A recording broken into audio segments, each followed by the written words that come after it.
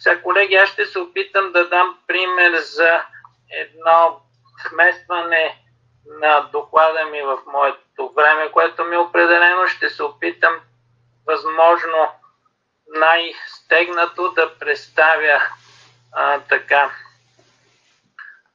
докладът ми.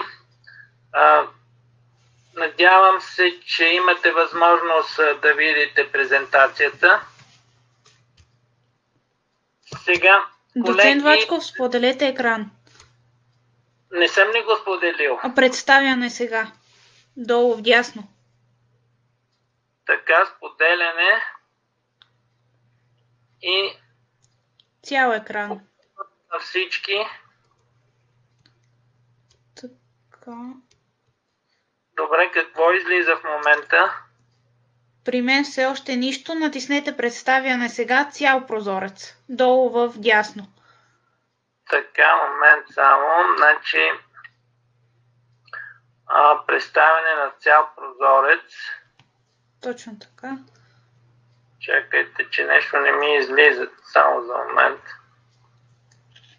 Така. Представяне сега. Целият ви екран. Да. Така. Сега това виждате ли го, колеги? Появи ли се? Или все още няма? Виждам те на малко квадратче. Някой от централата на института да разреши да бъде споделен екрана. Така, на малкото виждате го само на малкото квадратче, където е моята. Така ли? Не, достатъчно голям правоъгълник. Добре. Важното е в общи линии да може да се прочита това, което съм нахвърлял като идея на доклада ми. Това вижда ли се, колеги? Добре, значи така или иначе не знам защо нещо не можем да получим това, което искам. Сега отново ще пробвам. Значи вие следвам вашите инструкции. Представяне сега. Да. Целият ви екран или прозорец само? Целият. Целият екран, добре. Да. Ето го целият екран. И от тук споделяне. Да, споделяне. Маркирайте го и споделяне в дясно долу има. Споделяне давам, обаче нещо... Маркирайте го, този прозорец, който ви излиза, го маркирайте и тогава натиснете споделяне. Да, точно така. Добре, и сега... да. Вече се излъчва и презентацията. Готови сме. Добре, много ви благодаря. Сега, колеги, по тази тема, разбира се, може много да се говори, написано и много. Аз ще се опитам в тези 10 минути, които са ми дадени по програма, главно да маркирам основните проблеми, които се представят пред обществото на народите, какви са перспективите да се получи някакво решение и въобще доколко така очакването от българското общество се оправдават. Сега, разбира се, колеги, когато говорим за представянето на проблемите на българите от Македония пред обществото на народите, трябва да имаме предвид изключително влошената обстановка, в която те се оказват след войните. И особено след Ньойския мирен договор. Всъщност за всички е добре известно, че в новата обстановка, оказали се под властта на вече национални държави, българите от Македония са подложени на сериозна заплаха от загуба на техният национален идентитет. Ако все пак, независимо от всички проблеми, с които се сблъскваха по време на османското господство, все пак имаха своите институции, имаха своята възможност да се самоопределят като българи. Сега, след войните 12-18 години и след създаването на новите граници, в резултат на които 90% от Македония попада под сръбска и гръцка власт, ситуацията е, че става изключително трудна за съхраняването на българският национален идентитет на това население. То е лишено, знаете, още в хода на Балканските войни, е лишено от своите институции. Естествено, този процес се повтаря и след Първата световна война. Всички онези стълбове, които подкрепяха българската идентичност, българското национално самоопределение, престават да съществуват. Сега в тази ситуация очевидно е, че трябва да се търсят някакви средства да се защити при положение, че вече не съществуват институции като Българската екзархия в Македония, не съществува българското просветно дело.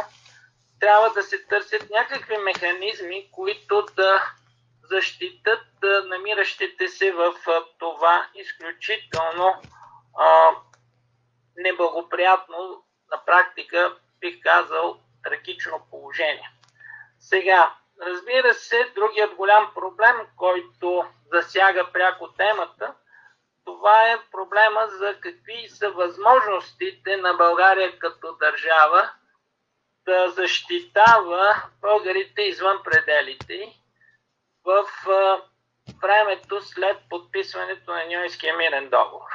Всички много добре знаем, колеги, историци, а дори и не е нужно сме историци, да познаваме ситуацията, която е изключително неблагоприятна за каквито и да са дипломатически действия от страна на българската държава. Тя е сложена в групата на победените, тя е заклеймена като част от виновниците за тази световна катастрофа, наречена Голямата война. И от тази гледна точка, още от войната през времето на мирната конференция и след това, на България е вменена така вината, че е се опитвала да владее и да контролира чужди територии.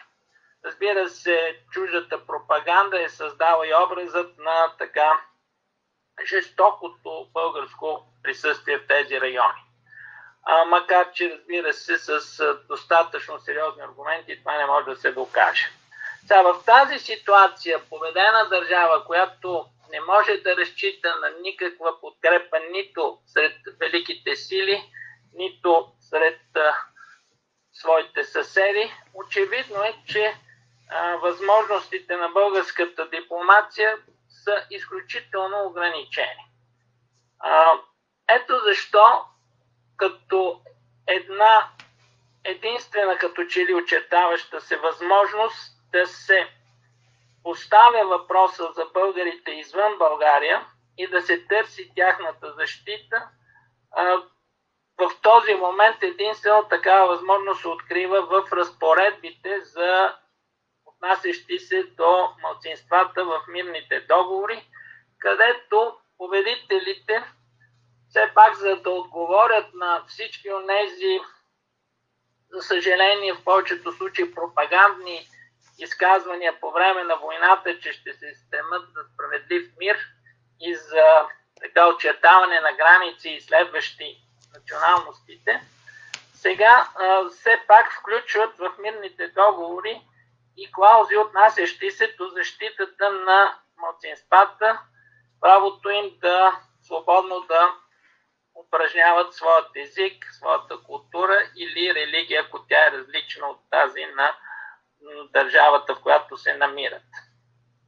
Но, разбира се, в договорите всичко това е ясно така подчинено на основната идея, че политиката по малцинствата трябва да бъде част от ненарушимостта на границите. Тоест, по никакъв начин проблемът за малцинствата и за техните права не бива да поставя под въпрос очертаните на мирната конференция граници. Това отбелязвам на този факт, защото всъщност той е добре отразен и в цялата система, която се изработва в обществото на народите по отношение на разглеждането на оплакванията за нарушаване на малцинствените права. Тоест, те трябва наистина да бъдат така направени, че да не поставят под въпрос границите и, както казват, лоялното отношение на малцинствата към държавата, към която принадлежат. Сега, разбира се, надеждите на българското общество, с оглед изключително ограничените възможности, които има след войната, в голяма степен се свързват с създадената световна организация, която наред с сложните задачи, които са и вменени, да направи бъдещата война невъзможна, да решава всички сериозни конфликти между държавите по мирен път. И една от основните задачи е да има възможност евентуално да преразглежда договорите и да ревизира онези части от тях, които вече са станали неизпълними. Това са и големите надежди на българските управляващи, не само в годините непосредствено след Ньойския договор, но и принципно всички правителства, които малко или повече следват политиката на мирен ревизионизъм. Сега, сред другите големи надежди са, че все пак обществото на народите поема малко или повече ангажимента да следи за спазването на малцинствените разпоредби в мирните договори. И в следващите години постепенно то изработва тази система, чрез която да могат да се разглеждат съответните жалби и евентуално да се взимат решения по тях. Сега, принципно, всеки проблем възникнал по отношение на третирането на дадено малцинство в определена държава, ако предварително се докаже, че той е наистина същностен и значим, трябва да стигне да се решава в най-големият, най-високият орган на обществото на народите, в съвета на обществото на народите, където заседават 4 държави постоянни членки и още 5, които са на ротационен принцип.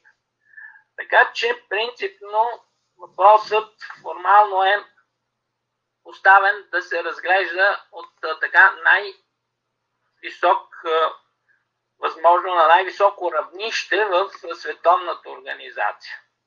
От друга страна, разбира се, към секретарията на обществото на народите се създава специална секция, която има за задача да обработва цялата документация, която пристига в Световната организация по отношение на изпълнението на клаузите на мирните договори, на клаузите за малцинствата. Сега, процедурата при обсъждането на съответните жалби или петиции изисква създаването и на един междинен орган за всяка отделна петиция, който е наречен комитет на тримата. Т.е. след като една жалба постъпи в секцията за малцинствата, тя се предава на един сформиран комитет от 3 членове на представители на държави от съвета на обществото на народите, които разглеждат председател и 2 членове, които разглеждат съдържанието на петицията, доколко тя отговаря да бъде на статутът и да бъде приемлива, т.е. дали може да се приеме за разглеждане, и вече комитетът на тримата реши, че тя отговаря на това изискване, да се разгледа в съвета на обществото на народа. За колеги, системата наистина е така замислена, че да не предизвиква проблема за малцинствата да поставя под въпрос граница. Предимно е представен в държавите, които образно ги наричаме победителки, които основно са се териториално увеличили след Първата световна война. Така че, колеги, разбира се, цялата система е, бих казал, много щадяща държавите и доста така обезкуражаваща за тези, които са жалбоподаватели, ако мога така да се изразя. Освен това, системата ще изключи правото на отделна държава да отправя петиции на държавно ниво за защита на малцинствата към друга държава. Петициите трябва да идват от организация на това малцинство, а не от държавата, към която то етнически принадлежи.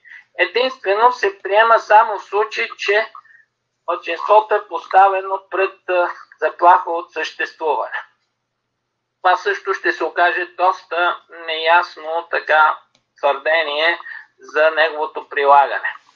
Сега, разбира се, България с оглед перспективите, които съществуват 19-та година, залага в голяма степен, че именно нейното участие в обществото на народите ще й даде възможност да потърси мирно решаване на така най-сериозните проблеми, които стоят във външно-политически план пред нея.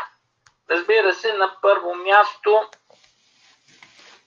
това, което българските представители ще се опитват да постигнат през обществото на народите, да потърсят ревизия на мирните договори, да докажат неприложимостта на определени клаузи на договорите и трябва да кажем, че като цяло ще успеят в усилията си, отнасящи се до репарациите.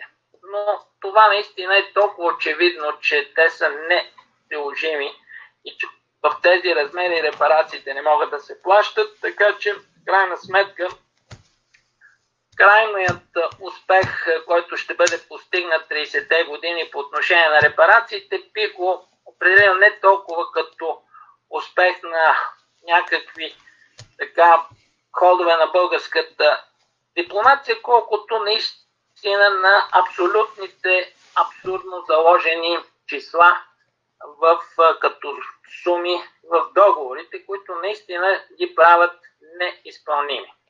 Сега, другият, разбира се, голяма надежда на българското общество е, че чрез трибуната на форумът, този висок форум, който ще получат в обществото на народите, е да се представят проблемите на българите, останали извън пределите на държавата. Сега, тук, знаете, България получава възможността сравнително скоро да влезе в Световната организация. Още на първото общо събрание, което се провежда през декември 1920 година, българската кандидатура е приета и България става член на Обществото на народите още през 1920 година. Заедно с Австрия е единствените две държави от групата на победените, които влизат в този момент. Очакванията са, както казах, да се търсят решения по тези въпроси. Сега тук един от механизмите, чрез които българската държава се опитва да постави въпроса за българите, останали извън пределите на държавата, това е, че тя използва и бих казал в някакъв смисъл сравнително успешно като дипломатическо средство огромният проблем с бежанците. Значи тук е ясно показано на света, че тези хора, които се намират в окаяно положение и са потърсили спасение в България, има някакви сериозни причини, които са ги накарали те да напуснат родните си места, да напуснат Македония, Тракия и Добруджа. И трябва да кажем, че големия брой бежанци в България наистина придава най-малкото вече една морална тежест на българските тези за положението на българите в Македония и в останалите територии извън страната. Сега, известно е, че официално въпросът е много сериозно поставен още на конференцията в Генуа през април 1922 година, когато, макар и конференцията да е посветена на стопанско и финансовите проблеми на света след войната, съвсем основателно Стамболийски свързва финансовото и стопанското възстановяване на България с решаването на острия бежански въпрос. И разбира се, другия въпрос, който сега няма да го коментираме, това е извъзът на Бяло море. Така че тук сериозната експертна група, която земеделския водач води в Генуа, добре е подготвила основните акценти на българското представяне и трябва да признаем, че самият Стамболийски добре ги представя. Сега, самия факт, че България, сега той разбира се ще твърди за 400 хиляди бежанци, това число ще бъде споменавано дори и в рамките на 500 хиляди. Всъщност преброяванията показват една цифра около малко под 300 хиляди, но така или иначе, макар да са увеличени в изказванията броят на българските бежанци, при всички случаи светът е наясно, че става дума с един много голям проблем. Сега, още от този момент обществото на народите поема малко или повече ангажимента да разглежда проблема с българските бежанци и оттам по някакъв начин и за малцинствата, защото тезата на Стамболийския и към този момент това е и основната политика да се решава бежанския въпрос, т.е. тези хора да се върнат в родните си места. Да се върнат, това е най-добрият вариант за решаването на бежанската криза, но разбира се при условие, че ще им бъдат гарантирани правата, които им дават мирните договори от Парижката мирна конференция. Така че на пръв поглед трябва да признаем, че българската теза е съвсем добре аргументирана и се позовава всъщност на договорите, изготвени от самите победители. Сега, разбира се, знаете, българският казус е много по-сложен, защото, както е добре известно, държавите, които контролират земи с българско население, категорично ще отказват официално да признават, че има българско население на тяхна територия. Сега, след като конференцията в Генуа решава всички проблеми, поставени на конференцията, да бъдат препратени към обществото на народите и там съответните секции, финансово-икономическа, за бежанци, за малцинства, да започне да ги разглежда. Това вече, бих казал, вкарва един от българските проблеми, макар и чрез бежанците, вкарва и проблема за българите от Македония в дневния ред на обществото на народа. Тук, разбира се, трябва да признаем, че българското правителство се опитва още много скоро да тества системата за защита на малцинствата и да внесе още на третата генерална сесия, генерална асамблея на обществото на народите, която ще се проведе през септември 2022 година, в дневният ред да се включи проблема за българските малцинства в Македония, Тракия и Добруджа. За тази цел българският представител към обществото на народите Димитър Миков внася в секцията за малцинствата българският доклад. Сега това, разбира се, поставя под много сериозен проблем българските съседи, които в този момент развиват една изключително активна дипломатическа дейност, за да се осуети.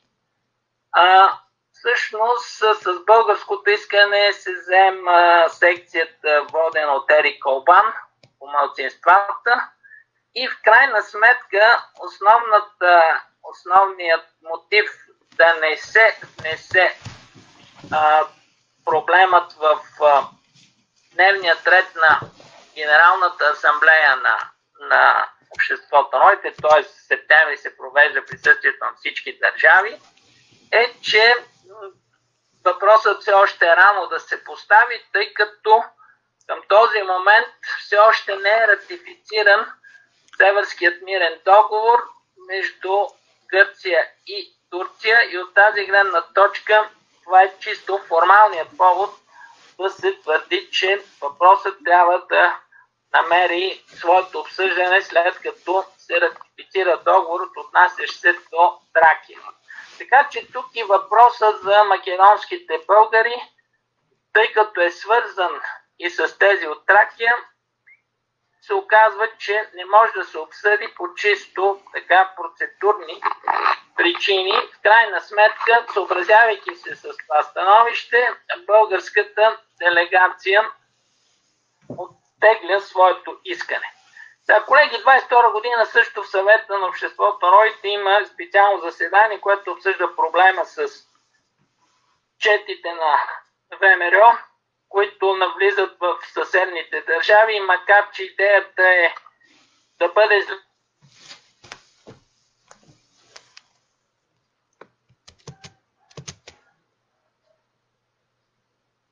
за населението в Македония и за крайна сметка дейността на ВМРО в какво се базира. Сега, разбира се, тъй като въпреки моите усилия времето изключително безмилостно тече, съвсем накратко ще маркирам другите важни моменти. Разбира се, като един връх в усилията на българската държава за поставяне на въпросът за българите в Македония пред обществото на народите, това е постигането на подписването на конвенцията между България и Гърция, известна като протоколът Калфов-Политис, който всъщност признава наличието на българско малцинство в Гърция и съответно на гръцко малцинство в България. Сега, този протокол е подписан пряко вследствие на изключително огромните трудности, с които се сблъсква смесената комисия, която трябва да работи, която се е създала по конвенцията между България и Гърция за доброволна размяна на населението, подписана заедно с Ньойския мирен договор. Както ви известно, колеги, тази смесена комисия също развива своята дейност под егидата на обществото на народите и тя малко или повече нейните представители изнасят периодични доклади за работата на комисията и няма как да избегнат драстичното нарушаване на доброволният характер на изселването, който се осъществява особено от 22 година нататък от страна на гърците, след като Гърция започва да търпи катастрофалните последици от войната с Турция, с Република Турция и навлизането на огромен брой гръцки бежанци от Мала Азия, което води до изключително брутален натиск на българското население да напуска. В крайна сметка въпросът предизвиква дебатите в съвета на обществото на народите и тук под натискът и на обществото на народите се подписват този протокол. Този протокол наистина създава някаква база за така решаване, малко или повече облегчаване на положението на българите в Гърция, но знаете, че подписаният протокол ще се окаже, че ще срещне съпротивата в гръцкия парламент и тук особено важна е и намесата на Сърбо-хърватско-словенското кралство, което също интервенира и което в крайна сметка поставя въпроса пред Гърция, че ако Гърция признае с този протокол наличието на официално българско малцинство в Македония, това ще доведе до рязко влошаване на гръцко, да ги наречем вече югославските отношения, макар че 24-та година все още държавата не носи това име Югославия. Така че под натискът и разбира се вследствие на националистическия патос в Гърция, въпреки че трябва да признаем от страна на обществото на народите упражнен определен натиск Гърция да ратифицира протокола, в крайна сметка гръцкият парламент отказва и надеждите, че българите в поне Егейска Македония ще получат статут на малцинство, се провалят. Сега, другият проблем, който носи някакъв морален капитал на България, това е Петричкият инцидент, когато България става обект на една външна военна инвазия от страна на Гърция и тук обществото на народите се намесва за да спре гръцката интервенция и за пореден път, макар и да не желаят да се обсъжда македонският въпрос, той така или иначе показва, че съществува като сериозен проблем на Балканите. Сега, така или иначе, колеги, другата линия, по която се представят българските проблеми в обществото на народите, това са петиционните кампании. Но, вижте сега, тук този проблем е и сравнително добре известен, затова аз ще прескоча, няма да говоря за него. Исках само да маркирам два много важни момента, когато наистина отново обществото на народите трябва да се занимава с един крайно неприятен за него проблем, за населението в Македония, но така или иначе не искам да отнемам времето ви. Накрая, разбира се, само ще обърна внимание на резултатите. Общо взето, колеги, по отношение на малцинствата, трябва да кажем, че категорично обществото на народите с неговата система, която изработва, се проваля. Значи малцинствата нито ще се окажат защитени, нито другата задача, която ще си постави обществото на народите, да ги направи лоялни към държавата, в която живеят, също няма да се случи. Значи, общо взето може да кажем, че след неуспеха на петицията на българското представителство в Женева, на представителството на българското малцинство в Македония в Женева, на Димитър Шалев, Григор Анастасов, Димитър Илиев, той за малко участва, с това става ясно, че не може да се разчита на Световната организация, че ще упражни някакъв наистина ефективен натиск върху съответна държава да си промени политиката по отношение на съответно население. Въпреки тези толкова аргументирани петиции, които се отправят, Югославия, Гърция категорично отказват да приемат каквито и да са доводи, че на тяхна територия съществува някакво българско малцинство. Тази гледна точка става ясно, че няма никакви механизми, никакви лостове, с които тези държави да бъдат принудени да признаят такова малцинство и да спазват неговите права, залегнали в договорите. Така че въпроса за малцинствата може да кажем, че в началото на 30-те години вече напълно е свалено от така очакванията на българското общество, че може нещо да се постигне през обществото на родите. Това съвпада и с започналата криза в международната организация. Известно е, че вече по време на Великата депресия тя съвсем започва да губи от международния си престиж. 1933 година есента Германия напуска и става ясно, че вече въпросите, които възникват, конфликтите, които възникват, изобщо няма да търсят решаване през обществото на родите. От друга страна, България, макар и да решава проблема с бежанците, който е много важен от гледна точка на индивидуалните съдби, тя, разбира се, с настаняването на бежанците вече в началото на 30-те години, тя, разбира се, губи един лост, който до този момент е можела да използва, оказвайки тежкото положение на бежанците от Македония и Тракия, за да упражнява натиск. Сега се оказва, че тези хора вече са интегрирани малко по малко и от тази гледна точка обществото на родите вече поне се чувства, че е изпълнило някакъв дълг, поне по отношение на бежанците, ако не към тези, които са останали в Македония под сръбска и гръцка власт. Така или иначе, колеги, вече става ясно, че от 30-те години проблемът за малцинствата ще търси друго решаване и изобщо той не се свързва повече с обществото на родите в българската политика.